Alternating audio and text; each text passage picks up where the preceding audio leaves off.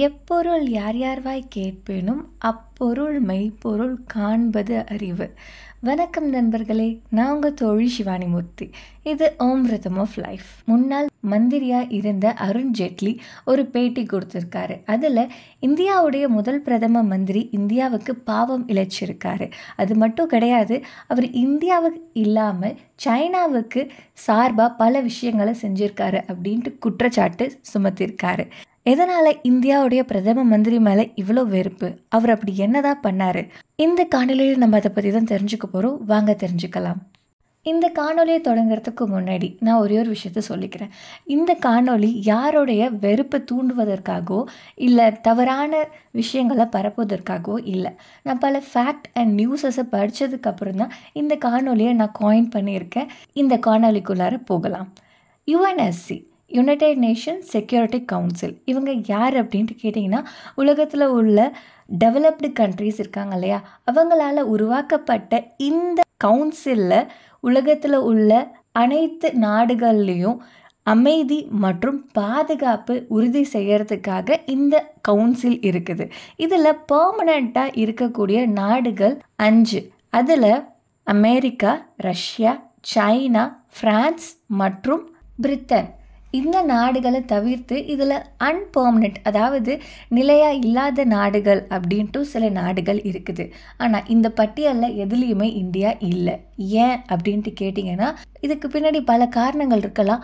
ஆனால் இந்தியாவுக்கு இந்த பட்டியலில் நிரந்தரமான உறுப்பினருக்கான அழைப்பு வந்தும் இந்தியா அதை நிராகரிச்சது அப்படின்ட்டு பல குற்றச்சாட்டுகள் அடுக்கிட்டே போகிறாங்க. இந்த நிகழ்வை பற்றி தான் நம்ம தெரிஞ்சுக்க போகிறோம். வாங்க. 1950 யுஎன்எஸ்சியோடைய ஒரு முக்கியமான மீட்டிங் யூஎஸில் நடைபெற்றுச்சு. இதில் விஜயலட்சுமி பண்டிட், ஜவஹர்லால் நேருவுடைய தங்கை மற்றும் இந்தியாவுடைய யூஎஸ் அம்பாசிடராக இருந்த இவங்க அந்த மீட்டிங்கில் கலந்துருக்காங்க. அங்கே ஜான் ஃபாஸ்டர் டாலஸ், இவர் யார் அப்படின்ட்டு கேட்டிங்கன்னா, யூஎஸ் பிரசிடென்ட் ஹாரி ட்ரூமேனுடைய அட்வைசராக அந்த காலத்தில் இருந்திருக்காரு. அப்போ கோல்டு வார் நடந்துட்டு இருந்த காலம். யூஎஸ் என்ன பண்ணாங்க அப்படின்னா, சைனாவை இந்த யுஎன்எஸ்சிலேருந்து பெர்மனண்ட்டாக ரிமூவ் பண்ணிட்டு அதற்கு பதிலாக இந்தியாவை ரீப்ளேஸ் பண்ணலாம் அப்படின்ட்டு விஜயலட்சுமி பண்டிட் கிட்டக்க இந்த ஜான் ஃபாஸ்டர் டாலிஸ் ஒரு ப்ரொபோசலை வைக்கிறாரு. என்னதான் இருந்தாலும் அவங்க ஒரு அம்பாசிடர் மட்டும்தான். இந்தியாவுடைய பிரதமர் கிட்ட கேட்டு தான் அவங்க எந்த முடிவாக இருந்தாலும் எடுக்கணும் இல்லையா? ஸோ அப்போது இந்தியாவுடைய பிரதமராக இருந்த ஜவஹர்லால் நேருவுக்கு அவங்க ஒரு கடிதம் எழுதுறாங்க. அந்த கடிதத்தில் இந்த நிகழ்வை பற்றி அவங்க குறிப்பிட்டு இருக்காங்க. இதற்கு ஜவஹர்லால் நேரு என்ன நினைச்சாரு தெரியுமா? இது ஒருவேளை இந்தியாவுக்கு வீசப்படுற வலையா இருக்கலாம் அப்படின்ட்டு இந்த ப்ரொபோசலை அவர் ரிஜெக்ட் பண்றாரு. இது நடந்த 5 வருஷம் கழிச்சு 1955 இந்த வாட்டி எந்த ரீப்ளேஸ்மெண்ட்டும் கிடையாது. ஆனால் இந்தியாவுக்கு வந்த ப்ரொபோசல் என்ன தெரியுமா? சோவியத் யூனியன் கிட்ட இருந்து டைரக்ட் ப்ரொபோசல். யுஎன்எஸ்சியோடைய பெர்மனன்ட் சீட்டராக இந்தியாவை அமைக்கிறதுக்கு அவங்க ப்ரப்போசல் விட்டிருக்காங்க. ஆனால் இந்த வாட்டியும் இந்தியாவுடைய பிரதம மந்திரி மற்றும் வெளியுறவுத்துறை அமைச்சராக இருந்த ஜவஹர்லால் நேரு ரிஜெக்ட் பண்ணியிருக்காரு. ஏன்? யுஎன்எஸ்சியை முதலாக காயின் பண்ணும்போது இதில் US, Soviet union, China, UK மற்றும் பிரான்ஸ் இருந்தாங்க. அப்போ சைனாவை ஆட்சி பண்ணிட்டு இருந்தவங்க நேஷனலிஸ்ட். ஆனா சில நாட்களுக்கு பிறகு அதை கம்யூனிஸ்ட் ஆட்சி பண்ண ஆரம்பிச்சாங்க. இது எப்போ அப்படின்னா, சிவில் வார் நடந்ததுக்கு பிறகு 1949 சைனா கம்யூனிஸ்ட் கைக்குள்ளார போகுது. கம்யூனிசமே பிடிக்காத யூஎஸ்க்கு இதில் விருப்பம் கிடையாது. ஸோ சைனாவை யுஎன்எஸ்சியிலேருந்து தூக்கிட்டு அதற்கு பதிலாக வேற ஒரு நாட்டை அவங்க ரீப்ளேஸ் பண்ணுறதுக்கு முடிவு பண்ணுறாங்க. அதற்கு அவங்களுக்கு தோன்றின முதல் நாடு இந்தியா. இதன் வெளிப்பாடாதான் யூஎஸ் பிரசிடென்ட்டோட அட்வைசரான ஜான் இந்தியாவுடைய அம்பாசிடரான விஜயலட்சுமி பண்டிட் கிட்டக்க அந்த ப்ரொபோசலை விட்டுருக்காரு. இதை நேரு ரிஜெக்ட் பண்ணிட்டாரு. இதற்கு அவர் பின்னாடி சொன்ன காரணம் என்ன தெரியுமா?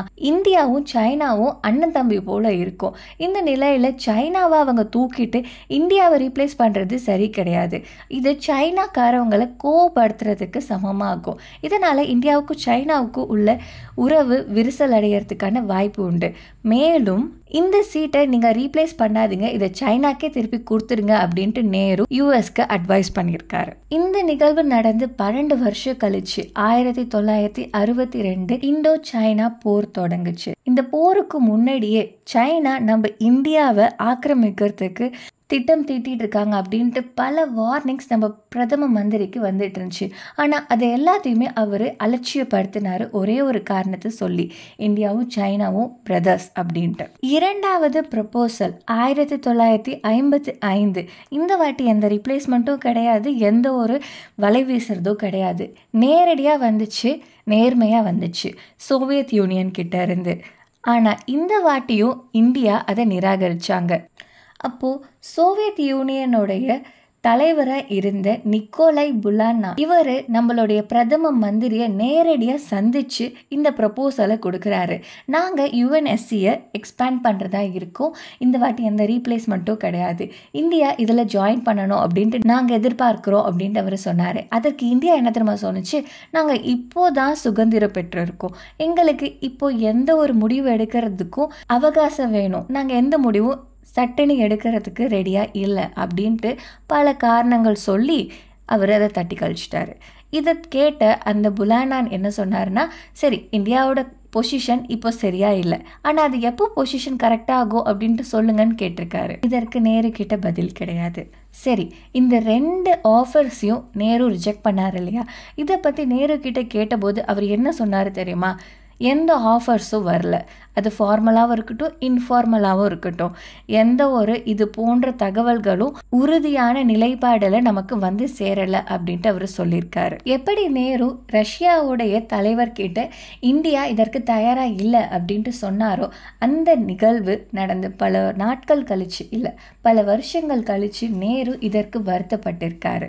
அதை பற்றி அவர் எழுதின புத்தகத்தில் குறிப்பிட்டிருக்காரு. நேருடைய தவறை நினைச்சு அவர் வருந்தாத காலம் கண்டிப்பாக இருந்திருக்காது.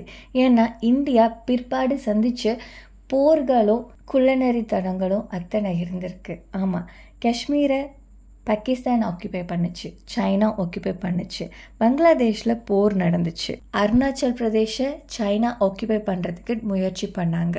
உதாரணத்திற்கு இந்தியா பாகிஸ்தான் கூட சண்டை போட்டுச்சு. எதற்காகனா பங்களாதேஷை பாகிஸ்தான் பிடியிலிருந்து விடுவிச்சு சுதந்திர நாடா அறிவிப்பதற்காக.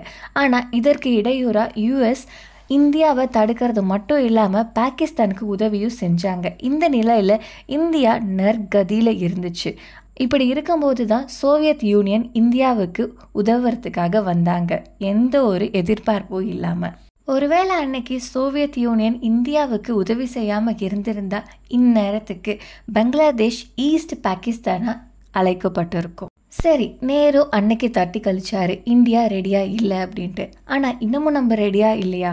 ஏன்னா நம்ம உலகத்திலேயே மிகப்பெரிய டெமோக்ரஸி நாடாக இருக்கோம். நியூக்ளியர் பவர் நம்மக்கிட்ட இருக்குது. 1.4 மில்லியனுக்கும் அதிகமான மக்கள் தொகையை கொண்டு இருக்கோம். இப்போ இல்லைன்னா வேற எப்போ?